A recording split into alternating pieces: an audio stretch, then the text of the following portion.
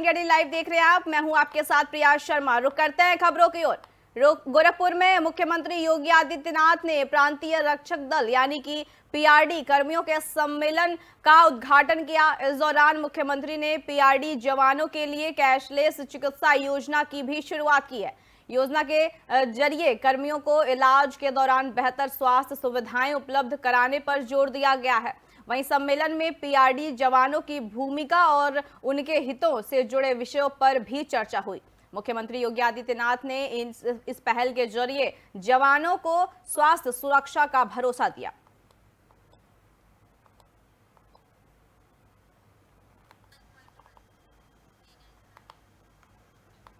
गोरखपुर दौरे के दूसरे दिन मुख्यमंत्री योगी आदित्यनाथ जनता दर्शन में एक्शन मोड में नजर आए। फरियादियों की समस्याएं सुनते हुए सीएम योगी ने अधिकारियों को साफ निर्देश दिया कि हर मामले का पारदर्शिता और प्राथमिकता के आधार पर निस्तारण किया जाए। इस दौरान जमीन और रास्ते की समस्या लेकर पहुंची एक महिला की शिकायत को मुख्यमंत्री ने गंभीरता से लिया। वहीं सीएम योगी ने अधिकारियों से कहा कि तत्काल रास्ता उपलब्ध कराया जाए और अगर ऐसा नहीं होता है तो तहसीलदार, लेखपाल और कानून को सभी को सस्पेंड किया जाए। मुख्यमंत्री के इस कड़े रुख के बाद अधिकारियों में भी हलचल देखने को मिली।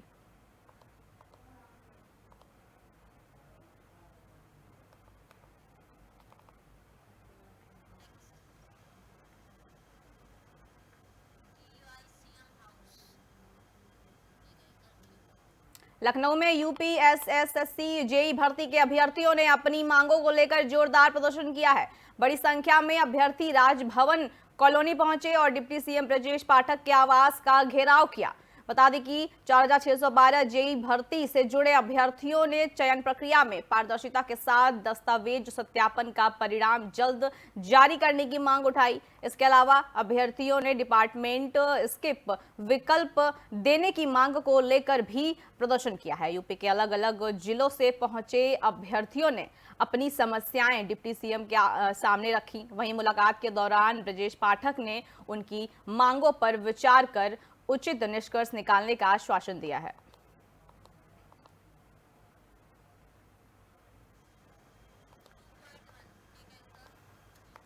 वहीं लखनऊ में प्रशिक्षण मतदाताओं के धरने का असर अब दिखाई देने लगा है। प्रदर्शन और बकाया भुगतान की मांग के बीच विभागीय मंत्री कपिल देव अग्रवाल खुद कौशल विकास मिशन मुख्यालय पहुंचे। यहां एमडी पुलकित खरे और प्रमुख सचिव डॉक्टर हरिओम की मौजूदगी में मंत्री ने प्रशिक्षण प्रदाताओं और एमडी के बीच मध्यस्थता की। बता दें कि मंत्री कपिल देव अग्रवाल ने प्रशिक्षण मतदाताओं से बातचीत कर उनकी समस्याएं सुनी और बकाया भुगतान जल्द कराने का आश्वासन दिया है। साथ ही अधिकारियों को समस्या का जल्द समाधान निकालने के भी निर्देश दिए हैं।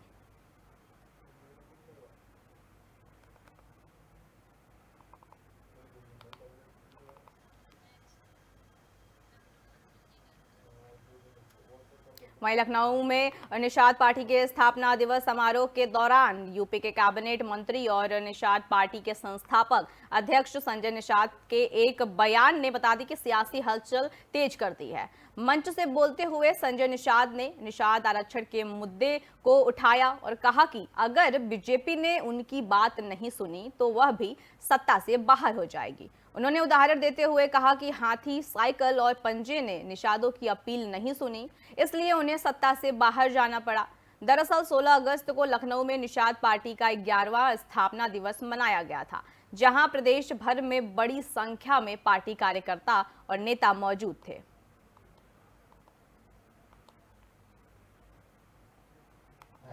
दलील के साथ अपील करता है, दलील के साथ एक अपील है। इससे हाथी से एक पंगा मैं नहीं सुना तो सत्ता से बाहर हो गई, भाजपा भी नहीं सुनेगी तो भाजपा भी। दलील के साथ अपील करता है, दलील के साथ एक अपील है। इससे हाथी से एक पंगा मैं नहीं सुना तो सत्ता से बाहर हो गई, भाजपा भी नहीं सुनेगी तो भाजपा भी। लखनऊ के पारा इलाके में अवैध दूध डेयरियों के खिलाफ चल रहा अभियान अब और तेज हो गया है। कार्रवाई के बीच लखनऊ की मेयर सुषमा खरकवाल और नगर निगम के नगर आयुक्त गौरव कुमार भी मौके पर पहुंचे और पूरे अभियान का जायजा लिया है। बता दें कि मौके पर भारी पुलिस बल तैनात है और अवैध डेयरियों को हटाने की कार्रवाई लगातार जारी है। वहीं मेयर सुषमा खरकवाल ने साफ कहा कि पुलिस पर हाथ उठाना गलत है। दरअसल अवैध डेयरियों के खिलाफ कार्रवाई के दौरान पुलिसकर्मियों पर हमले के बाद प्रशासन ने सख्त रुख अपनाया है। अब नगर निगम और पुलिस की संयुक्त टीम इलाके में लगातार कार्रवाई कर रही है।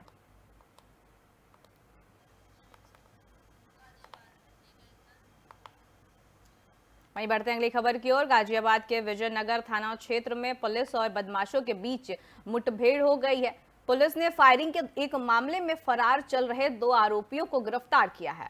वहीं बता दें कि मुठभेड़ के दौरान पुलिस की जवाबी कार्रवाई में एक आरोपी के पैर में गोली लगी, जिसे इलाज के लिए अस्पताल में भर्ती कराया गया। पुलिस के अनुसार आत्मरक्षा में की गई जवाबी कार्रवाई में मोटरसाइकिल सवार अमन के पैर में गोली लगी। वहीं उसके साथी अरुण को पुलिस ने मौके से गिरफ्तार कर लिया है। पुलिस ने आरोपियों के कब्जे से एक मोटरसाइकिल और 2 अवैध तमंचे बरामद किए हैं। थाना विजयनगर पर पंजीकृत मुकदमा अपराध संख्या 446/26 में वांछित अभियुक्त जो कि कल एक फायरिंग की घटना खारिज करके फरार चल रहे थे, जरिए मुखबिर खास सूचना प्राप्त हुई कि वो वापस से घटना खारिज करने के लिए निकले हैं। उस सूचना पर तत्काल थाना विजयनगर पुलिस द्वारा CHSP स्कूल के पास चेकिंग कराई गई। उक्त चेकिंग के दौरान 2 लड़के मोटरसाइकिल पर आते हुए दिखाई दिए, जिन्हें रुकने का इशारा दिया गया। उनके द्वारा गाड़ी मोड़ के भागने लगे और भागते हुए पुलिस टीम पर उन्होंने फायरिंग की।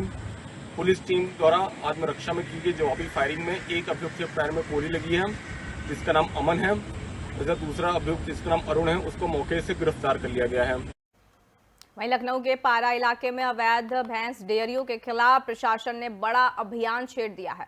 दरोगा पर हुए हमले के बाद पुलिस और नगर निगम की टीम अब पूरी तरह एक्शन मोड में है। भारी पुलिस बल की मौजूदगी में अवैध डेयरी संचालकों पर शिकंजा कसा जा रहा है और नगर निगम की टीम भैंसों को पकड़कर हटाने की कार्रवाई लगातार कर रही है। बता दें कि मौके पर ACP काकोरी शकील अहमद समेत कई वरिष्ठ अधिकारी और कई थानों की पुलिस फोर्स तैनात है। इलाके में कार्रवाई लगातार जारी है और प्रशासन हालात पर कड़ी नजर बनाए हुए है।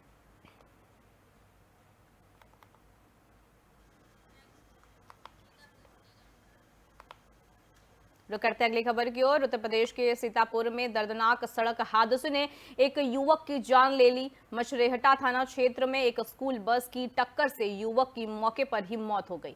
बताया जा रहा है कि हादसा इतना भीषण था कि बस युवक के सिर के ऊपर से गुजर गई। घटना के बाद बस चालक वाहन छोड़कर मौके से फरार हो गया। राहत की बात यह रही कि बस में सवार सभी बच्चे सुरक्षित बताए जा रहे हैं। हादसे की खबर मिलते ही परिजनों में कोहराम मच गया, जबकि ग्रामीणों में भी भारी आक्रोश है। पुलिस मौके पर पहुंचकर पूरे मामले की जांच में जुट गई है और फरार चालक की तलाश की जा रही है।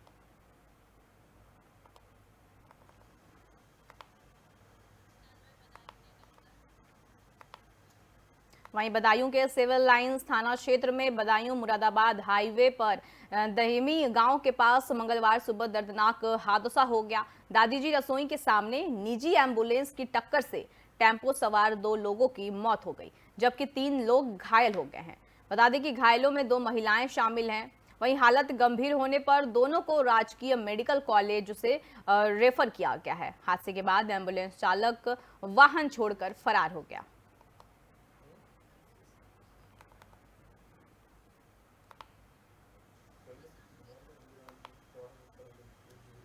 वहीं कौशाम्बी में लगातार बारिश के बीच एक दर्दनाक हादसा सामने आया है।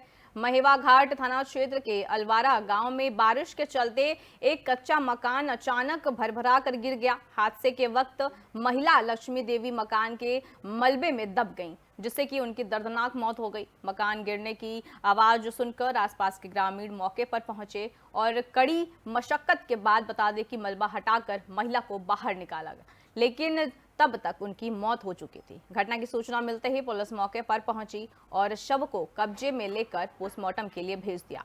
वहीं हादसे के बाद गांव में मातम और ग्रामीणों में हड़कंप का माहौल है।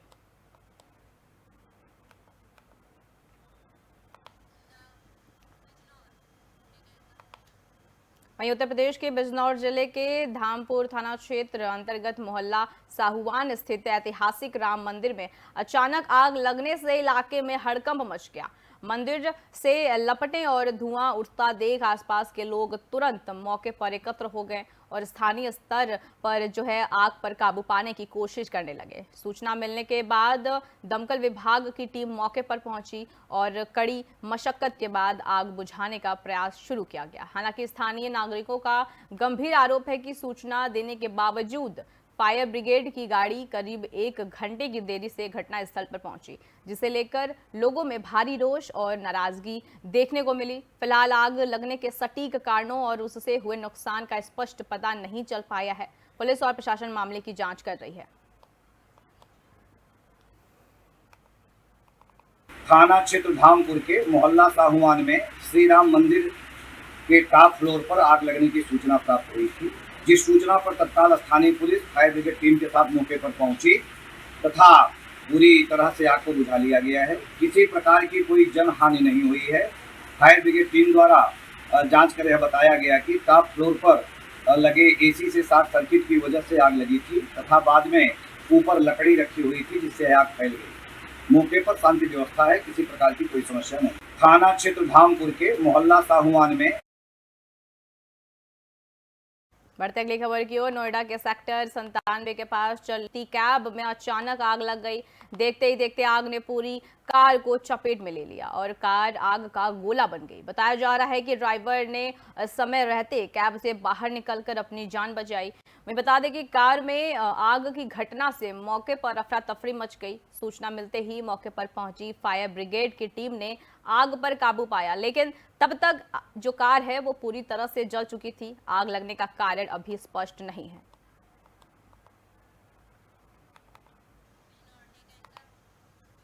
मैं बढ़ते अगली खबर की ओर। बिजनौर में देर रात से जारी तेज बारिश ने जनजीवन को बुरी तरह जो है प्रभावित कर दिया है। मौसम विभाग की भारी बारिश की चेतावनी का असर अब जिले के कई इलाकों में साफ दिखाई दे रहा है, जहां जल भराव की स्थिति बन गई है। गांव इनायतपुर में सड़क पूरी तरह बता दी कि तालाब में तब्दील हो गई है और ग्रामीणों को 2 से 3 फीट जो है पानी के बीच से होकर आने जाने को मजबूर होना पड़ रहा है। लगातार बारिश के चलते लोग घरों में रहने को मजबूर है। हालांकि इस बारिश से किसानों की गन्ना और धान की फसलों को फायदा मिलने की उम्मीद है।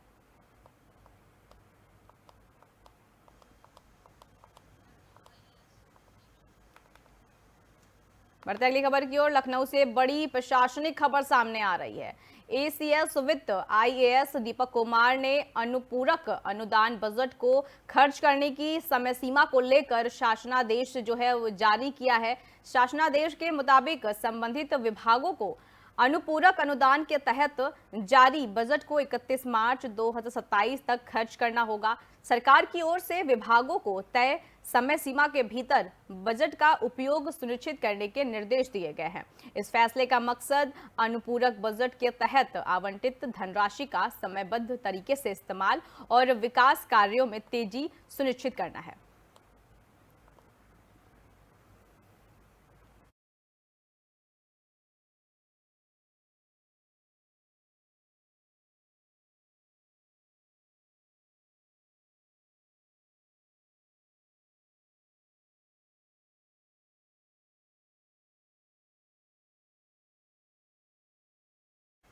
वहीं बढ़ते अगली खबर की ओर। फर्रुखाबाद में जन समस्याओं के निस्तारण को लेकर पुलिस विभाग की जो है कार्यप्रणाली का असर अब सामने दिखाई दे रहा है। एसपी आरती सिंह के नेतृत्व में शिकायतों की सुनवाई और उनके गुणवत्तापूर्ण निस्तारण पर लगातार जोर दिया जा रहा है। इसी का नतीजा है कि आईजीआरएस के तहत जन समस्याओं के निस्तारण में फर्रुखाबाद को उत्तर प्रदेश में पहला स्थान मिला है। देखिए, जैसा कि शासन की मंशा है, आईजीआरएस को बहुत ही ज़्यादा महत्व दिया गया है। फतेहगढ़ पुलिस भी ये प्रयास करती है कि हर एक व्यक्ति की समस्या को सुना जाए, घटनास्थल का निरीक्षण किया जाए और जहां तक संभव हो उनकी समस्याओं का निराकरण किया जाए या फिर उन्हें ये बता दिया जाए कि समस्या किससे संबंधित है। बहुत सारी समस्या होती हैं जो पुलिस के पास आती हैं, परंतु अलग अलग विभागों से होती हैं। इसी कारण से लोगों में जो है संतुष्टि बढ़ी है, असंतोष जो परसेंटेज है वो कम हुआ है, जिसकी वजह से जनपद जो है प्रथम स्थान पे आईजीआरएस में आया है। कन्नौज में आगरा लखनऊ एक्सप्रेसवे पर बड़ा सड़क हादसा हो गया है, दिल्ली से रायबरेली जा रही यात्रियों से भरी एक बस अनियंत्रित होकर सड़क किनारे खड़े ट्रक से जा टकराई। टक्कर इतनी जोरदार थी कि बस में सवार यात्रियों में चीख पुकार मच गई। वहीं हादसे की सूचना मिलते ही मौके पर पहुंचे यूपीएडा कर्मचारियों ने राहत और बचाव कार्य शुरू किया है और यात्रियों को बस से बाहर निकाला। हादसे में 5 यात्रियों की हालत गंभीर बताई जा रही है, जिन्हें इलाज के लिए मेडिकल कॉलेज में भर्ती कराया गया है। वहीं बता दें कि हादसा थाना ठठिया क्षेत्र में एक्सप्रेसवे पर हुआ, जहां पुलिस और राहत टीमों ने मौके पर पहुंचकर स्थिति को संभाला।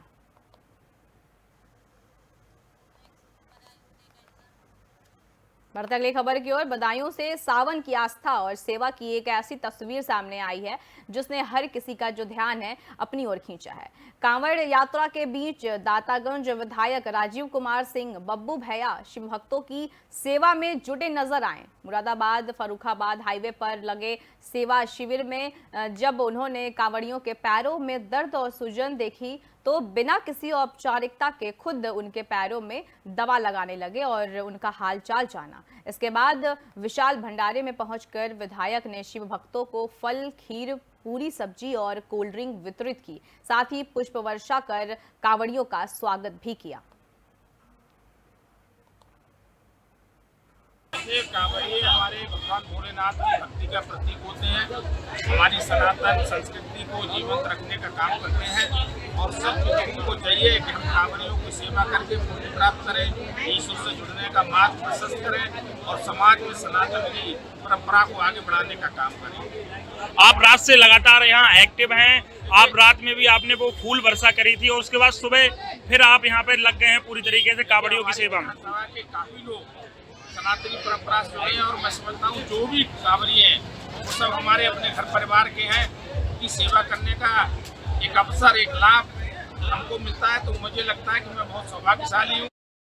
सिकंदराराव कोतवाली क्षेत्र के गांव बाजितपुर में कुछ दबंगों ने एक युवक को कोर्ट में पेशी से रोकने के लिए लाठी डंडे और घूंसों से जमकर मारपीट की है। पीड़ित के पिता की तहरीर पर पुलिस ने मुकदमा दर्ज कर लिया है। बता दें कि दरअसल सिकंदराराव कोतवाली क्षेत्र के गांव नगला भानचंद के मुनेश चंद्र पर मुकदमा चल रहा है। मामले में अगली तारीख 28 अगस्त की है, जिसमें मनीष चंद्र के बेटे शिव कुमार की पेशी होनी है।